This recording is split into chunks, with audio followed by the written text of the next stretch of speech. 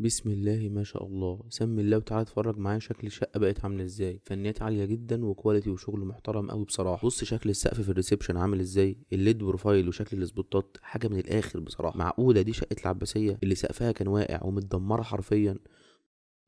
بص كمان مطبخ لما فتحناه على الريسبشن بقى شكله عامل ازاي. طيب خدت بالك من الابواب والتجاليد الخشب اللي موجوده بين البابين وكمان فوق الابواب؟ اقسم بالله لوحه فنيه بمعنى الكلمه، كل حاجه متوظفه في مكانها ومعمول حسابها بالملي. طيب خدت بالك من شباك المطبخ اللي عملناه بين الوحدتين عشان نوفر مساحه التخزين؟ طيب خدت بالك من كشاف الطوارئ اللي موجوده؟ خدت بالك من الخامات اللي مستخدمينها افضل خامات، والله ما تغلى على اصحابها، وبجد ربنا يبارك ويجعلها فتحه خير عليهم. لسه الاستورج بيدي الفينش النهائي الابواب على فكره، بس سيبك انت، اوضه النوم جامده مش كده؟ شايف السقف بتاعها عامل ازاي؟ شايف العلاقات؟ حتى السرير عملنا وراه جبسون بورد وتجاريد خشب. انا حاسس اني مش في العباسيه اصلا، حاسس اني في شقه فندقيه في التجمع. عايز اوريكم كمان الشباك لما كبرناه عشان نور غرفه نوم الاطفال وعشان نقدر نحط منشر تقدر تستخدمه ست البيت في النشير. مش بقول لك كل حاجه معمول